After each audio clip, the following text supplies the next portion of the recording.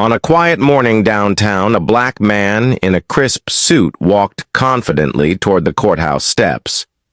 To most people, he looked like any other professional heading to work, but to one officer, his skin color was enough to spark suspicion. Within seconds, sirens blared, a gun was drawn, and a crowd formed, watching in disbelief. Whispers cut through the air. "What did he do?" The officer's voice thundered, accusing him of being a criminal, unaware of the devastating mistake he was making. What no one realized yet was that this man wasn't just anyone. He was the FBI director himself.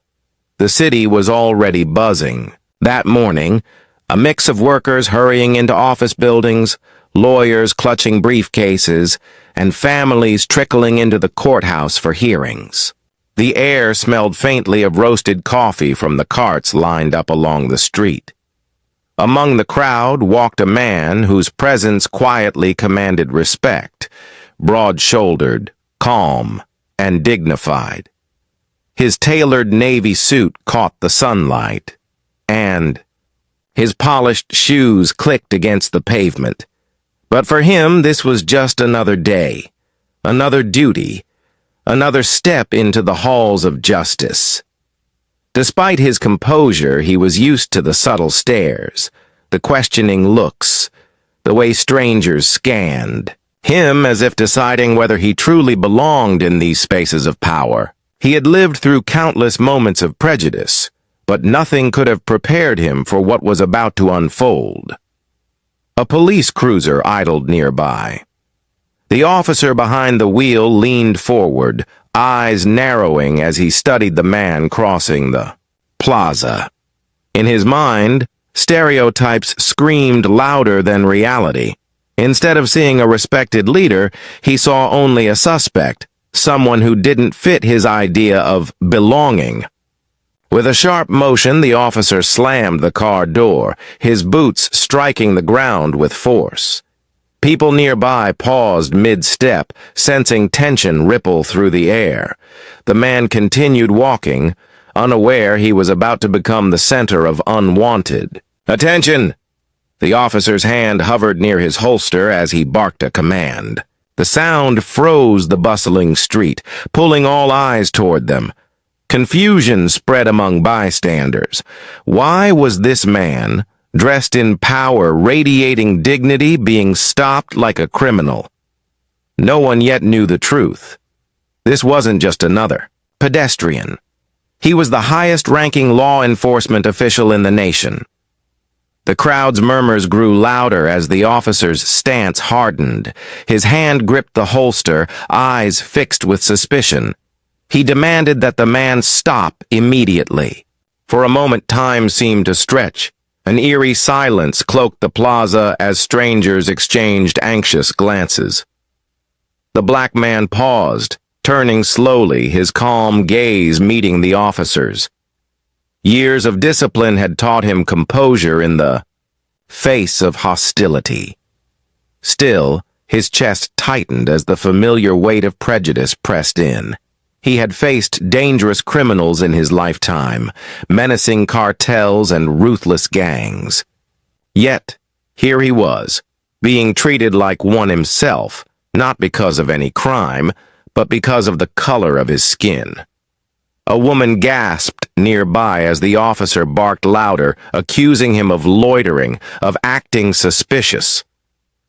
The words struck with venom, carrying assumptions wrapped in authority. People in the crowd whispered in disbelief. Suspicious? For walking in a suit? Yet none dared to step forward. The officer advanced, voice rising. He accused the man of trespassing, of plotting, something sinister near the courthouse. The man's jaw tightened. He wanted to respond, to end the charade immediately, but instinct told him to wait. He had seen moments like this spiral into tragedy. Any sudden move, any misplaced word could be twisted into a justification for violence. Still, the officer wasn't satisfied. He stepped closer, hand now fully on his weapon. The crowd tensed, phones lifted, recording the unfolding injustice. Some shouted, begging him to stop. Others looked away, too afraid to intervene. Fiyar. Black man raised his hand slowly, a deliberate gesture of peace. His silence wasn't weakness. It was patience, born from a lifetime of navigating spaces where his authority was questioned, but inside, he was battling fury. This wasn't just a personal insult. It was a reminder of how fragile respect could be when seen through the lens of bias. In this moment, he wasn't the FBI director, the man trusted to protect the nation. He was reduced in the officer's eyes to nothing more than a threat. Minutes dragged on, tension thickening. The officer called for backup, his voice sharp with certainty.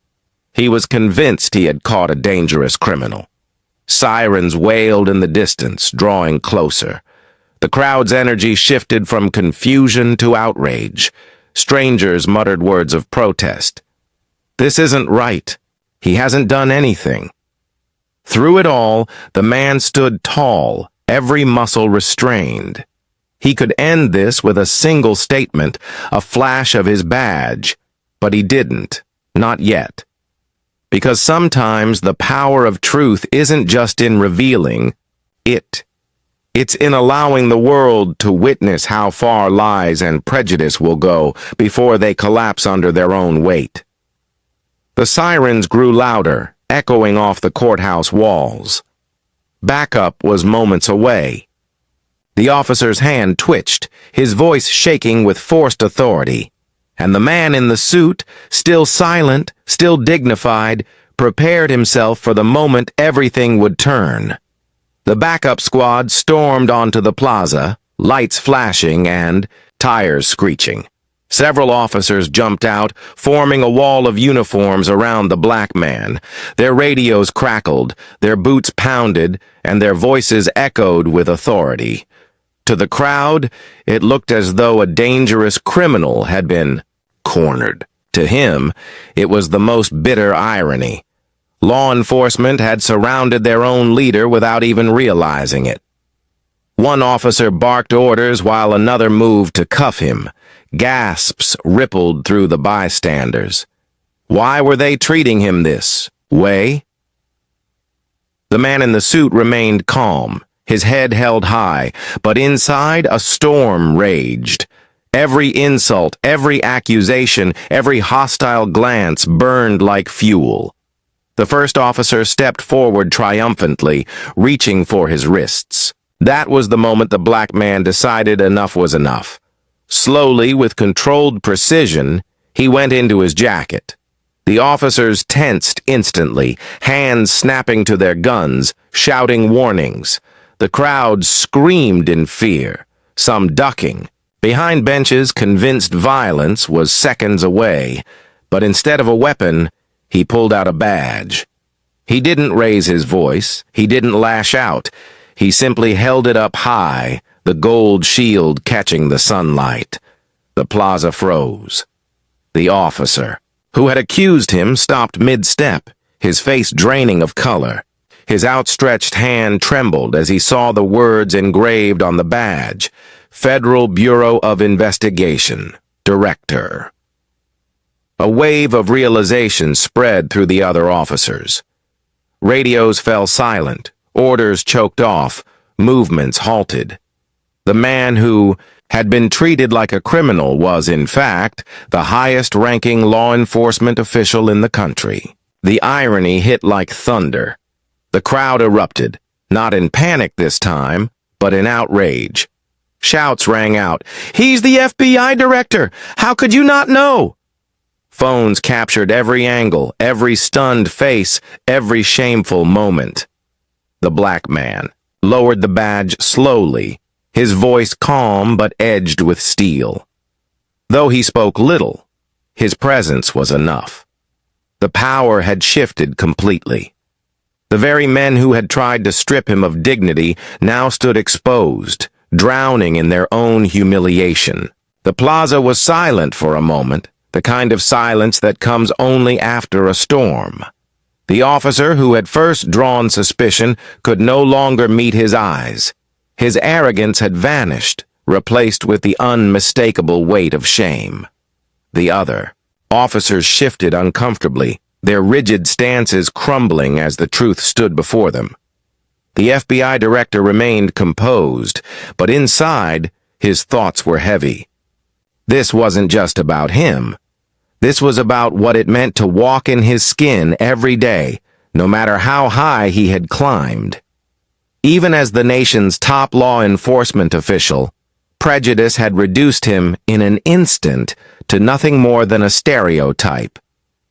The crowd's anger grew. Many shouted for accountability and others demanded apologies. Cameras rolled, capturing not just the injustice, but the raw, undeniable proof of systemic bias. And as those videos spread later, the entire country would watch the moment unfold. The power of racism laid bare in a single confrontation. The director didn't shout, didn't gloat, didn't unleash his authority to punish them on the spot. Instead, he let the truth speak for itself. His badge, his position, his composure. They told the story more powerfully than anger ever could. With a final glance at the stunned officer, he turned and walked up the courthouse steps. Every step echoed like a verdict. The message was clear. Authority means nothing when prejudice blinds the eyes that are meant to serve justice. Suppose the FBI director himself could be treated this way. What did that say about the ordinary men and women who faced the same suspicion without the shield of a badge or a title? As the heavy courthouse doors closed behind him, the question lingered in the air like a haunting echo. If even the most powerful black man in law enforcement can be profiled and degraded in public, how safe is anyone else? And to those watching later, perhaps the more important question would be, when? Will society finally see past the uniform, past the badge, past the skin color, and recognize the humanity that should have been seen all along?